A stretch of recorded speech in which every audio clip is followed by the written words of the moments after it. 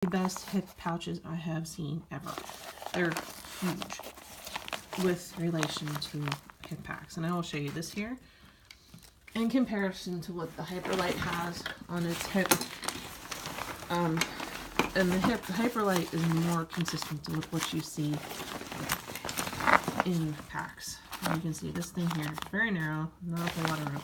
This thing here is almost, I'd say almost double what the capacity is. And when you're looking at people carrying things like the iPhone 7 Plus, and needing to have access to it, this pouch here actually holds that. That one there, not so much. I don't personally carry a 7 Plus.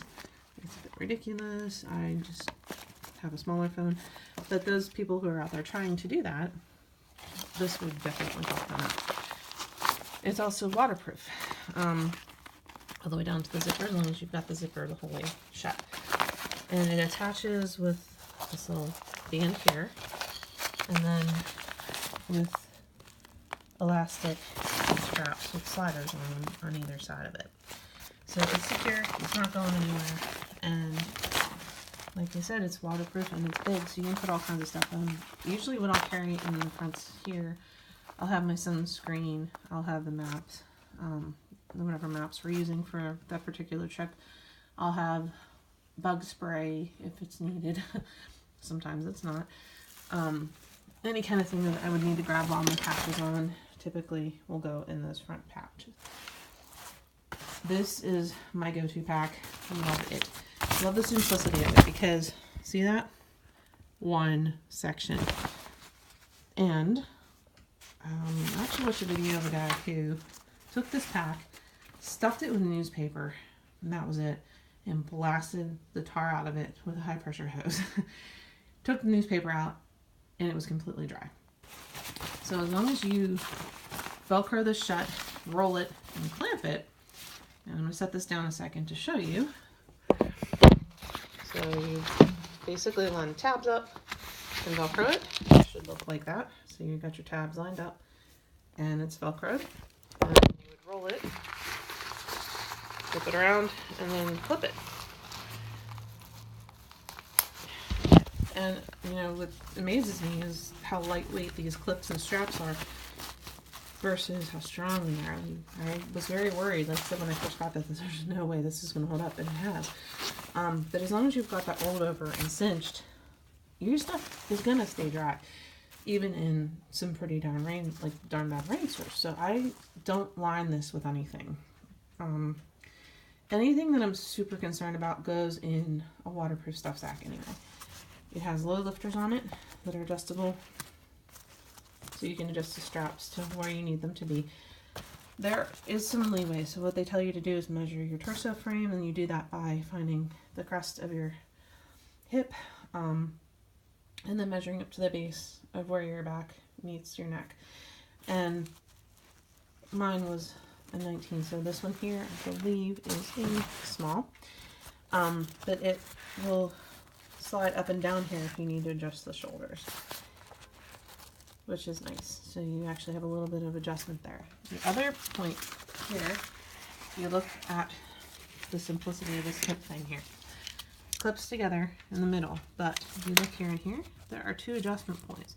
So you can actually get this to hug your hip, whether you're a guy or a gal, very securely and comfortably without a problem. And you loosen both of them then to take it off. But I mean, I've never had a problem with hip belt.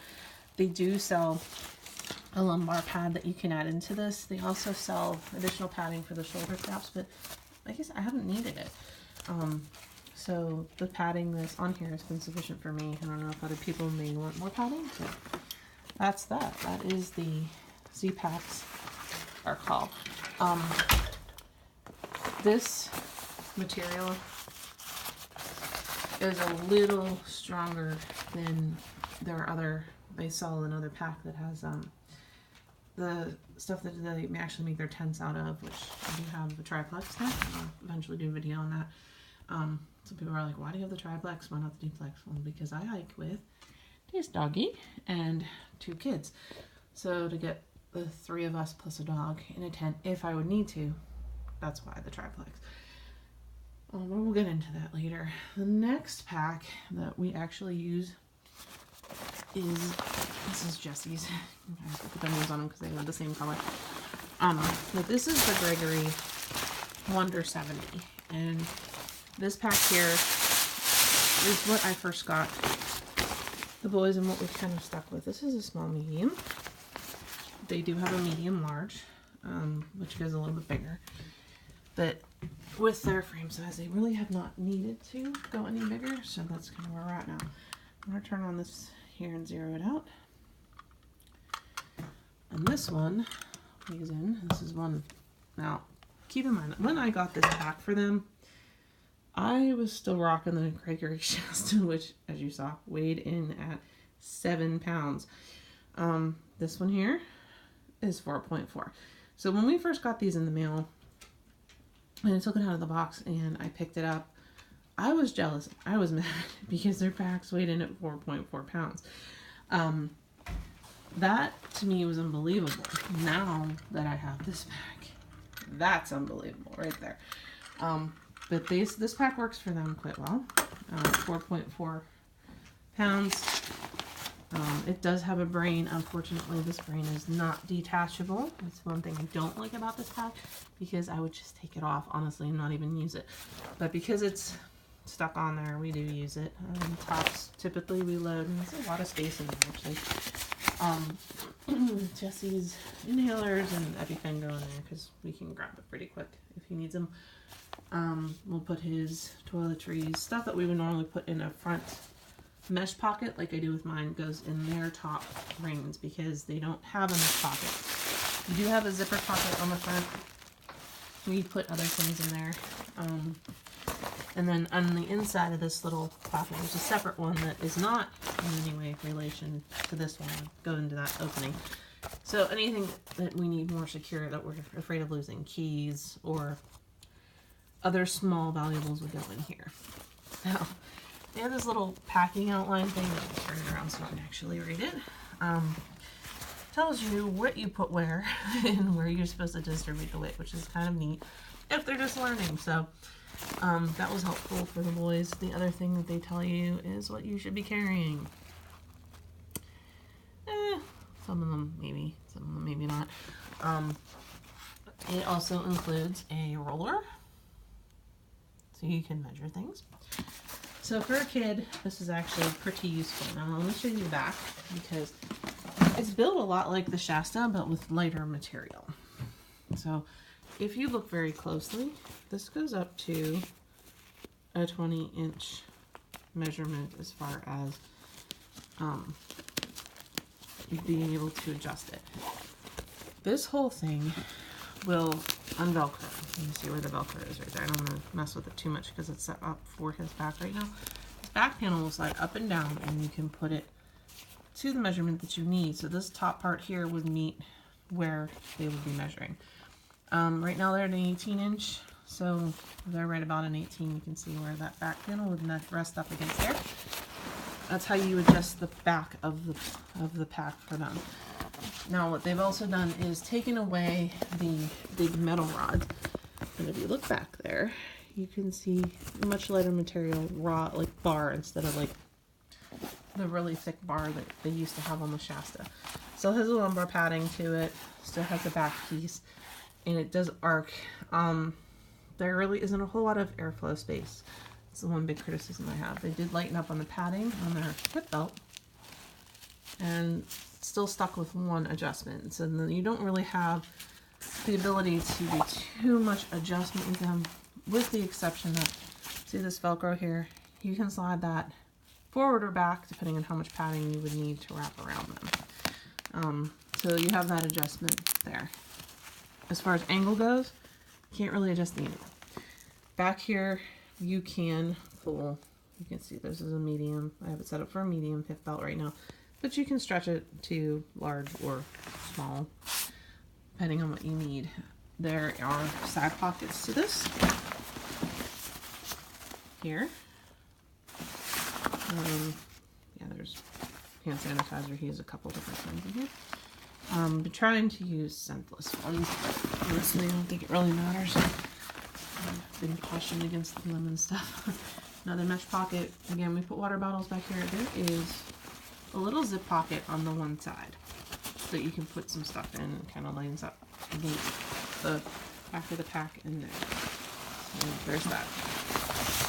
And on the front of the pack, this has a similar adjustment, but they did take out that, I should do the extra panel that they had on the Shasta. Well, they've taken that out because they got smart. We don't really need that. I do line theirs with the trash compactor bag because the built-in rain fly, which tucks up right underneath here, see it? This is attached to the pack. See, rain cover. Is a pain in the butt to get to and or put on, so I tend not to use it.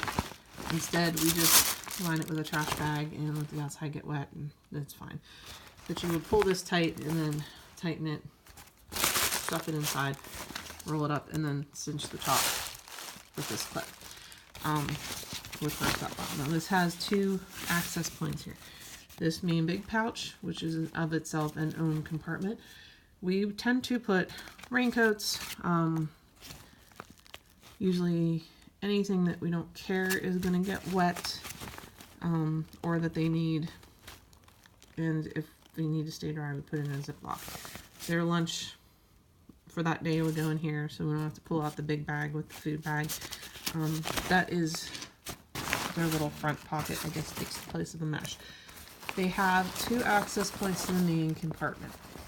One drawback about using a trash compactor bag with the system is if it's in the trash bag, you're not going to get at it from this point.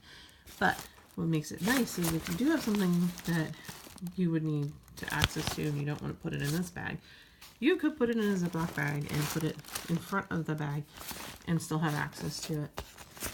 So there is that lovely little feature. Otherwise, you're breaking into the top. They did take away the sleeping bag compartment that is on the front of the shafter. Like I said, you don't really need it. You're going to jam everything in the same pouch anyway, so why bother? It is 70-liter capacity, so it's huge. And honestly, I don't know how or why you would need 70 liters anymore. I figure it's available better, but hey, you never know. A lot of room in this thing. It's endless. What you can do though, because you're never going to fill this thing up, is cinch the sides down. And it has two straps on the side, a little different than the zigzag feature that's on the Z-Pack, but you can still cinch this up pretty tight. If that's if you're going under 70, big improvements over the Shasta, but again, it's much newer. Not a bad looking pack once it's on. Much better with weight than the Shasta, but still not as great as the Z-Pack. This is the Hybrid. And like I said, my dad actually won this in a gear raffle. He did play around with packing it and wearing it around, but never actually took it out on a trip. It is waterproof material, little heavier material than is in the Z-Pack, but if you look at it, it's considered a frameless pack.